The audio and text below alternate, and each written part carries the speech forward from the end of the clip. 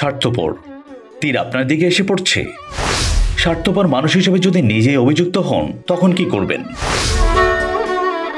বাংলার একটি প্রচলিত প্রবাদ দিয়ে আজকের বিষয় বিশ্লেষণ শুরু করছি। মানুষ মাত্রই স্বার্থপর। যারা এই মুহূর্তে ভিডিওটি শুনছেন তাদের প্রায় প্রত্যেকেই স্বার্থপরতা শব্দটির সাথে পরিচিত, কিন্তু আজ স্বার্থপরতা নিয়ে ভিন্ন কিছু বলতে চলেছি। যারা বেশ ভীষণ ব্যস্ত তারা ভিডিওটি চাইলে অনুগ্রহ করে দেখা বাদ দিতে পারেন, কারণ আমি শেষ পর্যন্ত স্বার্থপরতার অজানা তথ্য সমৃদ্ধ কিছুটা নতুন মাত্রার জটিলতা নিয়ে কথা বলবো।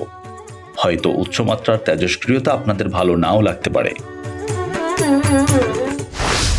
স্বার্থপরতা কি?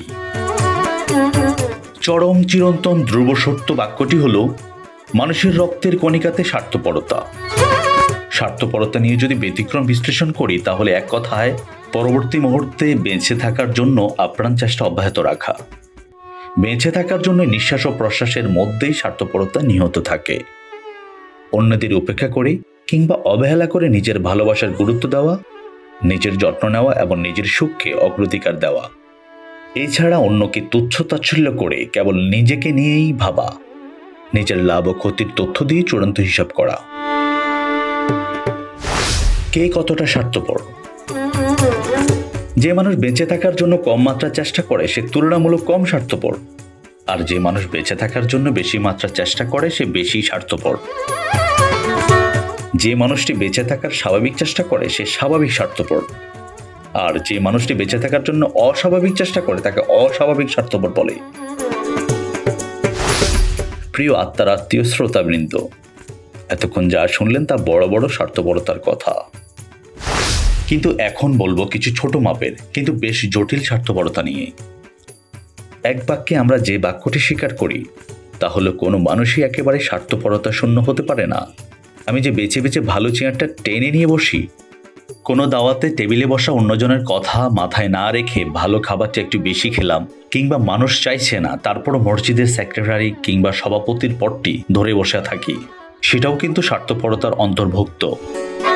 কিন্তু আমরা কেবল মানুষের বড় ধরনের স্বার্থপরতাগুলোকেই স্বার্থপরতা হিসেবে বিবেচনা করি। আসলে মানুষের স্বার্থপরতার শেষ আছে কিনা তাও একটি জটিল প্রশ্ন। খুব বেশি স্বার্থপরতার প্রতিফল। অনেক বিশেষজ্ঞ মনে করেন বেশি পরিমাণের স্বার্থপরতা একজন মানুষকে নিঃসঙ্গ করে তোলে। আপনি যদি ক্রমাগতভাবে স্বার্থপর আত্মকেন্দ্রিক মানুষের সাথে জীবনচক্র অতিবাহিত করতে থাকেন তবে আপনার জীবন হয়ে উঠবে অস্থির ও অস্বস্তিকর। যদি জীবনের প্রতিটি ক্ষেত্রেই মাত্রাতিরিক্ত নিজেরটাই উচ্চমাত্রায় ভাবতে থাকেন তাহলে তা বেশি মাত্রার স্বার্থপরতায় রূপ নেবে। বেশি মাত্রায় স্বার্থপরতা অন্যের জন্য প্রত্যক্ষ এবং নিজের জন্য পরোক্ষভাবে ক্ষতির কারণ হয়ে দাঁড়ায়। স্বার্থপর হওয়া কি খুব বেশি দোষের? স্বার্থপর হওয়া অতিমাত্রার দোষের কিছু না, বরং সফল হতে হলে এর প্রয়োজন সত্যি অনস্বীকার্য। অন্যের ক্ষতি না করে স্বল্পমাত্রার স্বার্থপরতা খুব বেশি দোষের না। বেঁচে থাকার তাগিদে এবং কাজের সফলতার জন্য কিছু নিম্নমাত্রায় স্বার্থপরতা হওয়া ভালো। স্বার্থপরতা তখনই প্রশ্নবিদ্ধ হয় যখন তা সীমানা অতিক্রম করে অন্যের স্বার্থের ক্ষতি করে।